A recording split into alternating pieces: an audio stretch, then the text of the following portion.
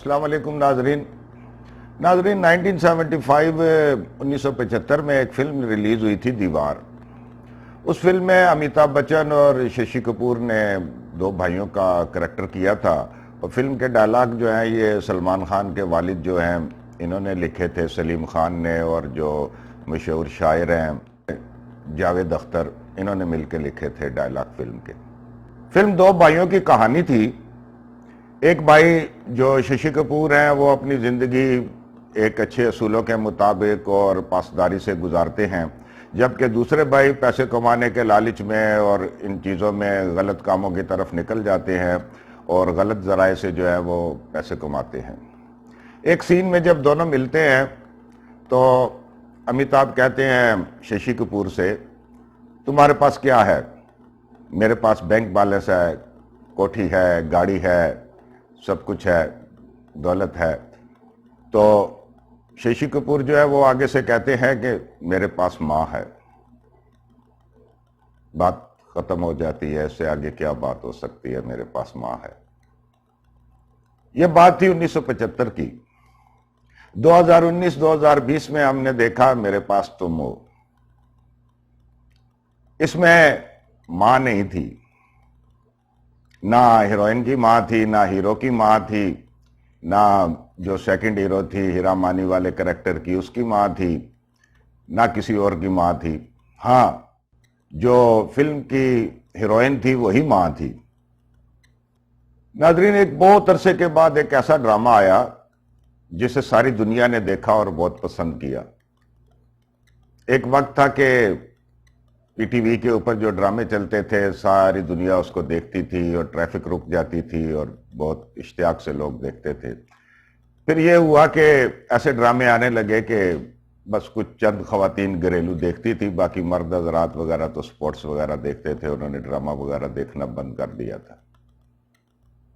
یہ خلیل الرحمان قمر ان کی کاوش تھی جنہوں نے یہ لکھا، اور ندیم بیگ نے اس کو بہت ہی اچھے طریقے سے ڈائریکٹ کیا. یہ ڈرامہ آڈینس کو واپس لے کے آئے اور پوری دنیا میں یہ ڈرامہ بہت پاپولر ہو گیا. اس ڈرامے کے مشہور ہونے کی وجہ کیا تھی کہ یہ کچھ کہانی ایسی تھی کہ جو آج کل تقریباً ہر گھر میں ایک کہانی ہے. وہ کہانی یہ ہے کہ جو بیگمات ہیں لوگوں کی، ان کی بہت ساری ڈیمانڈز ہوتی ہیں. جس طرح وقت جا رہا ہے لوگ یہ نہیں دیکھتے کہ پیسے کیسے کمانے ہیں. ڈرامے کی کامیابی کی وجہ جو تھی وہ یہ تھی کہ ایک دم سے ہی لوگ اس کی طرف متوجہ ہو گئے، کیونکہ ڈرامے میں جو ہیروئن دکھائی گئی ہے عائزہ خان، انہوں نے بڑی اچھی ایکٹنگ کی، سب نے بہت اچھی ایکٹنگ کی.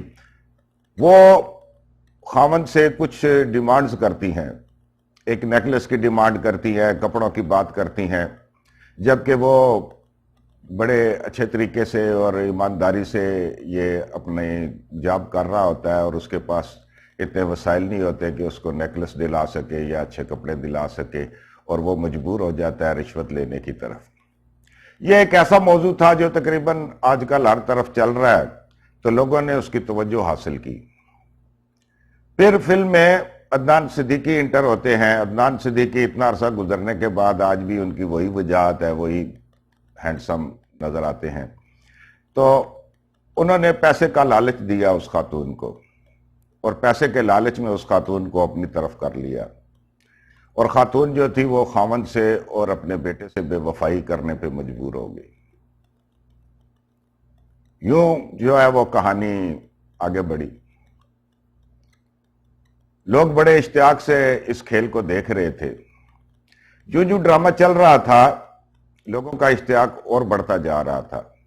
لیکن پتہ نہیں کیا بات ہے کہ ڈرامہ جس طرح چلا تھا اس کا اینڈ ایسے نہیں ہوا. جو وہ ڈرامہ آگے بڑھتا گیا وہ تھوڑا سست پڑتا گیا، اور آخری قسط جو ہے وہ میرے خیال میں تو انتہائی بوگس تھی.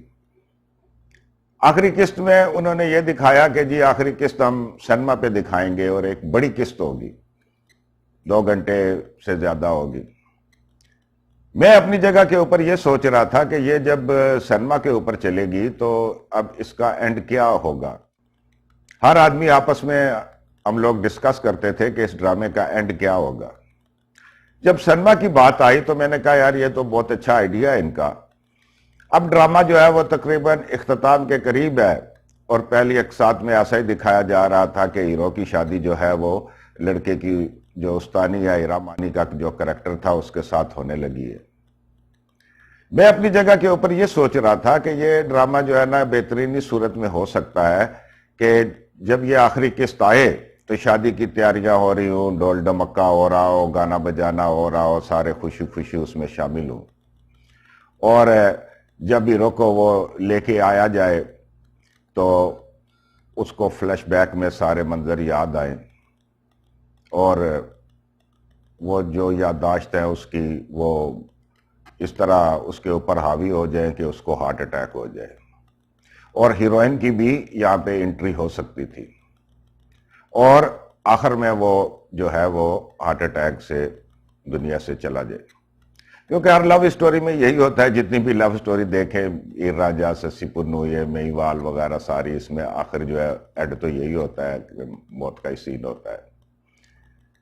لیکن ایسا ہوا نہیں۔ آخری قسط جو تھی وہ اس قدر ماٹھی تھی کہ اس میں کچھ چیزیں تھیں جو سمجھ سے بالا تر تھیں۔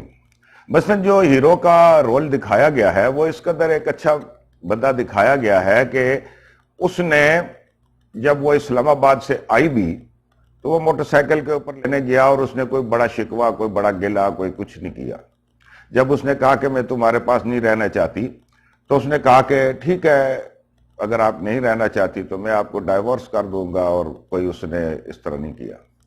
اب فلم کے آخر میں وہ ایک بیماری، جب وہ گرتا ہے کہ اس کی طبیعت خراب ہوتی ہے، اور پھر وہ لمبے گلے شکوے کرنے لگتا ہے اس کے ساتھ، وہ اس کریکٹر کے لیے موضوع ہی نہیں تھا۔ وہ تو ایسے لگ رہا تھا کہ جیسے یہ آخری قسط میں بھرتی کیا گیا، کیونکہ وہ تو گلہ شکوہ کرنے والا بندہ ہی نہیں تھا۔ تو اس طرح وہ جو کریکٹر تھا اس کا انجام اچھا نہیں ہوا کہ وہ اسی اپنی خوبصورتی کے ساتھ ہی جاتا، وہ گلہ شکوہ نہ کرتا۔ اس کے بعد ہسپٹل کا سین دکھایا گیا، آپریشن تھیٹر ہے، اور آپریشن تھیٹر میں وہ بیٹے کو اندر بلاتا ہے اور ایک لمبے ڈائلاگ شروع ہو جاتے ہیں بیٹے کے ساتھ۔ یہ بھی اب نارمل ہے، آپریشن تھیٹر میں اتنے لمبے ڈائلاگ کوئی نہیں کر دیتا جب ڈاکٹر دیکھ رہے ہو کہ بندے کی یہ حالت ہے کہ وہ اس کے ساتھ ECG وغیرہ سب لگی ہوئی ہوتی ہیں، اس کی سب رپورٹ آ رہی ہوتی ہیں، اور جب وہ مرنے والا ہو تو ڈاکٹر جو ہے وہ اس کو تقریر کرنے کا موقع دیتا رہے، ایسا ہوتا نہیں ہے۔ تو آخری قسط جو تھی وہ انتہائی مایوس کن تھی۔ میں نے جس سے بھی بات کی ہر ایک نے یہی کہا کہ یار یہ تو سینما کے اوپر لگی تھی اور سارا کچھ ایسا۔ ڈرامے کے جو رائٹر ہیں انہوں نے بہت ہی خوبصورت مکالمے لکھے، تقریباً ہر سین میں ایک فلسفہ ہوتا تھا، لیکن ایک چیز بڑی عجیب تھی کہ ایک 7 سال کا لڑکا بھی فلسفہ بول رہا ہے، ایک ملازم ہے تو وہ بھی فلسفہ بول رہا ہے۔ جب خلیل الرحمن قمر سے کوئی بات کرے کہ آپ کے ڈرامے کا تو نوکر بھی فلسفہ بولتا ہے، تو وہ آگے سے جواب کہتے ہیں کہ یہی نوکر لوگ جو ہوتے ہیں، چھوٹے لوگ، یہی تو فلسفہ بولتے ہیں، میں نے تو بڑے بڑے جو امیر لوگ ہیں اور پڑھے لکھے لوگ ہیں ان کو تو بے وقوف دیکھا۔ یہ بات ان کی کسی حد تک درست ہو سکتی ہے، لیکن فلسفہ بھی اگر بولا جائے تو جو بندہ جس کلاس کا ہوتا ہے وہ اسی لحاظ سے بولتا ہے۔ مثلا جب ہم فلم دیکھتے ہیں تو ایک بندہ ہے وہ کک ہے، تو وہ جو بات کرتا ہے وہ کوکنگ کے سٹائل میں کرتا ہے۔ وہ دل لگی فلم میں لیری کا ایک کریکٹر تھا موٹر مکینک کا، تو وہ اداکار ندیم کو کہتا ہے بیٹا عشق کرنے کے لیے سینے میں فورڈ کا انجن چاہیے۔ ہمارے ہاں جو بہت گریٹ فلمیں ان میں ایک دل لگی بھی تھی، جو لوگوں نے مجھے بتایا کہ ہم نے 25 30 بار دیکھی۔ تو وہ اس طرح کی ایک فلم جو ہوتی ہے اس میں جو کریکٹر ہوتا ہے وہ کریکٹر اپنے حساب سے بول رہا ہوتا ہے۔ اب 6-7 سال کا بچہ جو ہے وہ اتنا بڑا فلسفہ بول رہا ہے اور ایسے باتیں کر رہا ہے، یہ کوئی تھوڑا عجیب سا لگتا تھا۔ دوسری بات یہ ہے کہ میں اور آپ جیسے بات کرتے ہیں، ہماری بات کے اوپر بہت سارے اعتراض ہو سکتے ہیں۔ ایک آدمی جو بہت پڑھا لکھا ہوا ہو، وہ شاعر بھی ہو، وہ ادیب بھی ہو، وہ یہ 2 ٹکے کی عورت جیسے ڈائلاگ کہتا نہیں ہے۔ ان کے پاس اتنے الفاظ ہوتے ہیں کیونکہ وہ شاعر ہوتے ہیں، ادیب ہوتے ہیں، وہ بہت سارے، ٹھیک ہے ان کی نظر میں ہوگا کہ یہ بہت ہٹ ہوگا، اور واقعی یہ بہت ہٹ ہوا اور لوگوں نے اس کو دیکھا۔ خلیل الرحمن قمر جو ہے، ان کی شخصیت کے اوپر میں خود ایک ویڈیو کروں گا، لیکن وہ ان کے اندر ایک مسئلہ اور بھی ہے کہ جب ان سے کوئی کہتا تھا کہ آپ نے عورت کا یہ کردار دکھایا وہ کردار دکھایا تو وہ آگے سے جواب دینے لگے تھے کہ آپ دوسرا کردار بھی تو دیکھو، جو ٹیچر ہے وہ میں نے کیسے ایک وفا کی دیوی دکھایا ہے اور اس طرح دکھایا ہے، میں عورتوں کے خلاف نہیں ہوں۔ بات ان کی ٹھیک ہے، وہ بہت ساری باتیں ایسے بھی کر جاتے ہیں کہ ان کو نہیں کرنی چاہیے۔ انہوں نے ایک چیز بنائی، بہت اعلیٰ چیز بنائی، اب وہ خاموشی سے دیکھیں۔ خود میں نے ایک پروگرام میں دیکھا کہ اداکار اپنا ہدایت کار ردیف بیگ صاحب کہہ رہے تھے کہ ہم بھی ان کو منع کرتے ہیں کہ آپ اس کے اوپر کیوں تبصرہ کرتے ہیں۔ اب علامہ اقبال نے ایک شعر لکھا، ایک انہوں نے غزل لکھی، نظم لکھی، تو وہ خود آ کے اس کے اوپر تبصرہ نہیں کرتے، پھر باقی تبصرہ نگار اس کے اوپر تبصرہ کرتے ہیں اور وہ کتابیں لکھتے ہیں اور وہ ساری چیزیں جو ہے وہ لکھتے ہیں۔ آپ کو اس کے اوپر وہ نہیں دینا چاہیے۔ خلیل الرحمان قمر صاحب بہت بے باکی سے بولتے ہیں، ان کی کچھ چیزیں جو ہیں ہم ان سے ایگری ہیں، وہ جس طرح بات کرتے ہیں ہم اس سے ایگری ہیں، لیکن ایک شاعر اور ایک ادیب کو جو یہ میرا جسم میری مرضی والوں کے ساتھ وہ باتیں کر رہے تھے، اس لہجے میں بات نہیں کرنی چاہیے۔ ان کے پاس بہت سارے ایسے الفاظ ہوتے ہیں کہ وہ بول سکتے ہیں، ہم جیسے تو وہ ہیں نہیں، شاعر ادیب ہیں، تو ہم ان کے ہر بات سے ہر چیز سے متفق ہیں، اور اللہ کا شکر ہے کہ ایک اس طرح کا بڑا قلمکار جو ہے، ایک اس طرح کا خوبصورت رائٹر ہمارے پاس ہے، ایک اس طرح کے شعر لکھنے والا، ایک اس طرح کی نثر لکھنے والا۔ ندیم بیگ نے بہت ہی اچھی ڈائریکشن دی، بہت ہی اچھی، سوائے ایک آخری قسط کے جو بہت ماٹھی گئی۔ اس کے بعد جہاں تک ندیم بیگ کی فلموں کا تعلق ہے، اس میں ٹیمپو بہت سلو ہوتا ہے، وہ اتنی اچھی نہیں ہوتی، لیکن ڈرامہ میں وہ ماسٹر ہے۔ باقی رہ گئی بات اداکاری کی، ہمایوں سعید اب اس سٹیج کے اوپر ہیں کہ ان کے اوپر کیا بات کی جائے، ماسٹر آدمی ہے۔ اور عائزہ خان جنہوں نے ہیروئن کا کریکٹر ادا کیا، ان کو سلام ہے، بہت خوبصورت انہوں نے رول نبھایا، اور ہیرا مانی نے تو کمال کر دیا، ایک چھوٹے سے رول میں انہوں نے دل جیت لیے، اور دوبارہ سے وہ بہت زیادہ مشہور ہو گئیں، اور لوگ جو ہیں انہوں نے اس کو بہت اپریشیٹ کیا۔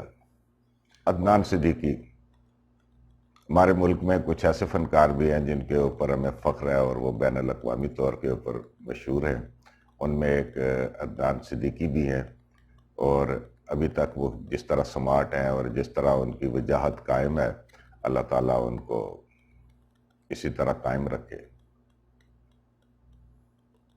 بہت بہت شکریہ ناظرین، ہمارا چینل دیکھتے رہیے، اس طرح کی باقی ویڈیوز بھی آپ کی خدمت میں پیش کریں گے۔ السلام علیکم، اللہ حافظ۔